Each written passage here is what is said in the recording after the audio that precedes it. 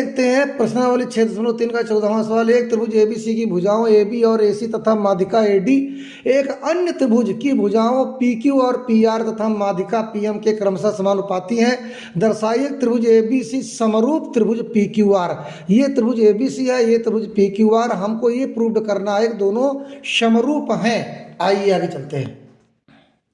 तो हम स्टेटमेंट लिखेंगे त्रिभुज ABC की भुजाओं AB तथा AC।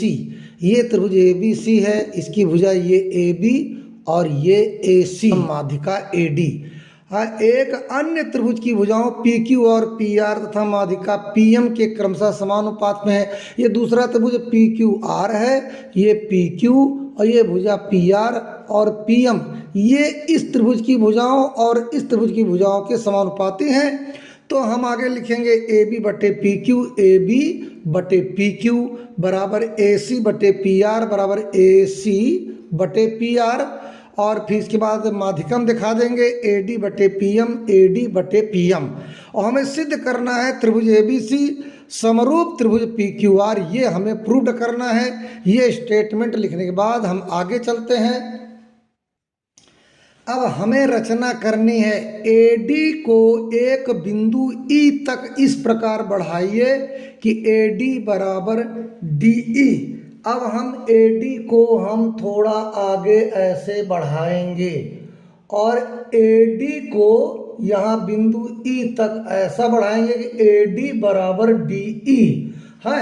और तथा PM को एक बिंदु N तक आगे बढ़ाइए कि PM बराबर MN। इस PM के बराबर इस लाइन को हम आगे बढ़ाएंगे, यहाँ तक ऐसे आगे हम N तक बढ़ाएंगे, N तक, है ना। इतना बढ़ाएंगे PM के बराबर MN, ये है ना, इतना। फिर इसके बाद BE तथा QN को मिलाइए। इस B और E को मिला दो और Q और N को मिला दो। बहुत अच्छी बात है, ये हमारी रचना होगी। यानी AD के बराबर DE और PM के बराबर MN मिलाएंगे, बढ़ाएंगे, PM के बराबर MN बढ़ाएंगे और B को E से मिला देंगे, Q को N से मिला देंगे। ये हमारी रचना के अंतर्गत आएगी। अब आगे हम उपपत्ति पढ़ाएंगे। तो यहाँ पर हम देखेंगे उपपत्ति में त्रिभुज ADC, त्रिभुज ये त्रिभुज ADC इस त्रिभुज में देखेंगे, इसमें ऐसे, और फिर तथा त्रिभुज EDB में EDB हम इस त्रिभुज को ऐसे ये लेंगे और इस त्रिभुज को ऐसे ये लेंगे। ये त्रिभुज है ADC और ये त्रिभुज है ADB, इन दोनों में लेंगे। अब देखिए DC बराबर DB, ये हमारी DC और बराबर DB इसलिए है क्योंकि AD माध्यिका है। ये AD BC को बराबर दो भागों में बांट रही, ये भाग और ये भाग बराबर है, इसलिए DC और बराबर DB हम यहाँ लिखेंगे। इसके बाद AD बराबर ED। अब AD के बराबर ये रेखा हमने आगे बढ़ाया था, तो AD और बराबर DE, इसलिए कोण ADC, कोण ADC, कोण ADC यानी ये कोण, और दूसरा कोण EDB, दूसरा कोण EDB, और ये कोण भी बराबर होंगे। तो हमने इस त्रिभुज का, त्रिभुज ADC की ये भुजा और इस भुजा को बराबर दिखाया, और त्रिभुज ADC और त्रिभुज EDB में इस भुजा को बराबर दिखाया। तो दो साइडें इसकी बराबर है दोनों की, और ये कोण भी बराबर है, इसलिए त्रिभुज ADC, इसलिए त्रिभुज ADC और त्रिभुज EDB और त्रिभुज EDB ये सर्वांग होंगे, कॉन्ग्रुएंट होंगे। इसलिए आप दिखाएंगे साइड एंगल, साइड देखिए ये साइड और ये साइड, ये साइड और ये साइड, और ये एंगल सर्वांग समता कसौटी से। तो हमने इस त्रिभुज को और इस त्रिभुज को कॉन्ग्रुएंट यानी सर्वांग सम दिखा दिया। आगे चलते हैं। इसलिए त्रिभुज ADC सर्वांग सम त्रिभुज EDB हमने दिखा दिया। तो ये सर्वांग समता कसौटी से, इसलिए AC देखो AC और बराबर बी ई बी, बराबर ई बी कहो चाहे बी कहो, ई बी, क्योंकि सी पी सी टी मतलब होता है corresponding parts of congruent triangle, क्योंकि ये ए सी और ई बी भी दोनों ट्रायंगल के पार्ट हैं, तो ये दोनों भी बराबर होंगे। और ये हमारा एक क्वेश्चन यानी समीकरण नंबर 1 हो गया। तो C P C T full form होता corresponding parts of congruent triangle, क्योंकि ये ए सी और ई बी भी ये दोनों सर्वांग समत्रिभुजों के पार्ट्स हैं, इसलिए ये भी बराबर होंगे। इसलिए हमने यहाँ समीकरण नंबर 1 में दिखाया। अब जिस तरह से हमने इनकी सर्वांग समता दिखाई, उसी प्रकार से इस पी एम आर त्रिभुज और त्रिभुज यम एन क्यू में भी होंगे। तो अब जो है अब त्रिभुज पी एम आर, अब त्रिभुज पी एम आर तथा त्रिभुज यम एन क्यू तथा त्रिभुज यम एन क्यू में देखेंगे। जैसे हमने इन दोनों त्रिभुजों में सर्वांग समता सिद्ध किया, वैसे हम यहाँ इन दोनों त्रिभुजों में सर्वांग समता सिद्ध करेंगे। तो यम आर बराबर यम क्यू, अब देखिए यम आर बराबर यम क्यू, क्योंकि पी एम इसकी माध्यिका है, ये पी एम जो है क्यू आर भुजा को बराबर 2 भागों में बांट रही, इसलिए यम आर बराबर यम क्यू, ये हम लिखेंगे। और इसके बाद पी एम बराबर यम एन और पी एम बराबर यम एन, क्योंकि ये दोनों भुजाएं भी बराबर हैं, तो इन दोनों त्रिभुजों में ये भुजा और यानी यम आर भुजा और यम क्यू बराबर है, और पी एम भुजा यम एन के बराबर है।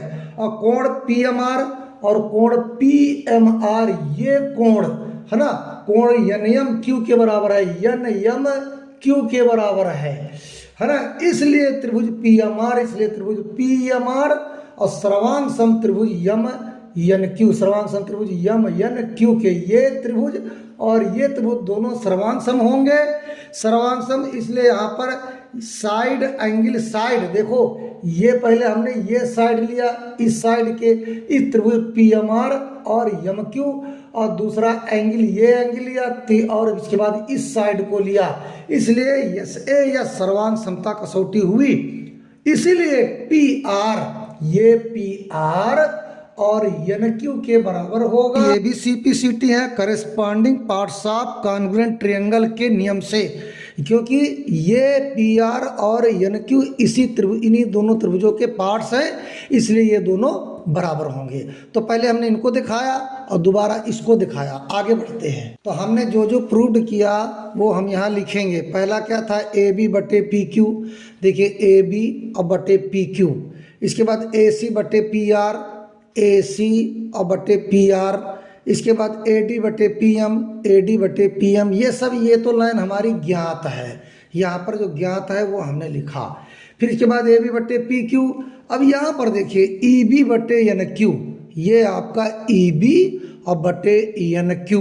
और फिर इसके बाद क्या है, ए डी बटे पी एम, ये तो वही उतार दिया हमने जो पहले ज्ञात, लेकिन हमने यहाँ पर इसको शामिल किया, क्या, ई बी और बटे एन क्यू। और जो हमने ये निकाला था समीकरण 1 तथा समीकरण 2 से, क्या निकाला था, ए बी बटे पी क्यू, ए बी बटे पी क्यू और ई बी बटे एन क्यू, ई बी बटे एन क्यू, है ना, ये ई बी और बटे एन क्यू। ये समीकरण 1 से और समीकरण 2 से हम दिखा चुके हैं, ए डी बटे पी एम, ये समीकरण 1 और 2 से। फिर यहाँ पर देखिए ये हमने उतारा यहाँ पर ई बी बटे एन क्यू, ए डी बटे पी एम। अब एक बात बताएं, ये ए डी और ये डी ई इसी के बराबर ये है, तो यहाँ हम लिख देंगे 2AD। 2AD मतलब ये पूरा कवर कर रहा, और बटे 2PM यानी ये दोनों, यानी PM के बराबर एन एम है, तो ये दोनों कवर करेगा यहाँ। और बराबर AE यानी इसके बराबर क्या होगा, AE यानी ये 2AD, यानी ये AD और ये AD, क्योंकि AD बराबर DE, इसलिए 2AD बराबर क्या होगा, AE, वही यहाँ AE आया।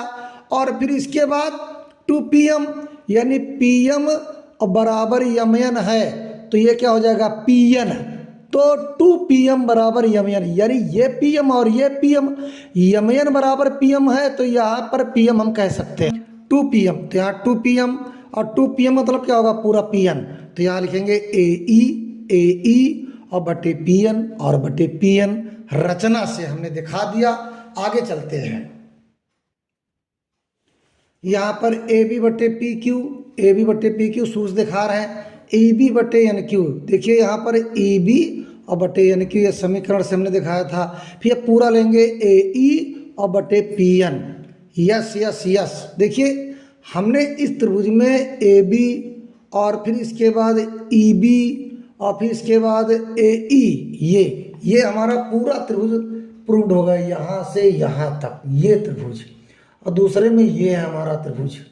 तो यहाँ पर क्या होगा, साइड साइड साइड समरूपता कसौटी। देखिए ए बी बटे पी क्यू, एक ये साइड हमने दिखाया और फिर दूसरा ए बी बटे एन क्यू, हमने इस साइड को दोनों दिखाया। फिर इसके बाद ए ई, ये पूरा साइड दिखाया। तो yes yes yes, side side side समरूपता कसौटी से, इसलिए त्रिभुज ए बी ई, इसलिए त्रिभुज ए बी ई, ये पूरा त्रिभुज ऐसे, ये त्रिभुज और समरूप त्रिभुज पी क्यू एन, यहां तक हमने दिखा दिया। इसलिए कोण ए बी ई, इसलिए कोण ए बी ई यानी ये पूरा कोण, और बराबर कोण पी क्यू एन, बराबर कोण पी क्यू एन, ये भी बराबर होंगे, क्योंकि समरूप त्रिभुजों के संगत कोण बराबर होते हैं। क्योंकि ये हमारा ए बी ई जो त्रिभुज है, ये त्रिभुज पी क्यू एन के समरूप है, इसलिए कोण भी कोण क्यू के बराबर होगा। यहां पर और दिखाते हैं हम, कोण सी बराबर कोण डी। देखिए ये कोण सी है और ये कोण डी है। अब दोनों समरूप त्रिभुज है तो इस कोण के बराबर ये कोण दिखा देंगे, ये समीकरण नंबर 3 लिखेंगे। इसी तरह कोण ई बराबर कोण एफ, यानी कोण ई और बराबर कोण एफ, ये समीकरण नंबर 4 हो गया। अब समीकरण 3 तथा 4 से, समीकरण 3 तथा 4 से हम इसको, इन दोनों कोणों को और इन दोनों कोण जोड़ेंगे। तो कोण सी प्लस कोण ई, कोण सी प्लस कोण ई यानी ये पूरा कोण है ना, और प्लस कोण डी प्लस कोण एफ यानी ये पूरा कोण, यानी ये पूरा कोण ऐसे और ये पूरा कोण ऐसे, है ना। तो कोण ए बराबर कोण पी, ये कोण ए और बराबर कोण पी, ये भी हमने दिखा दिया।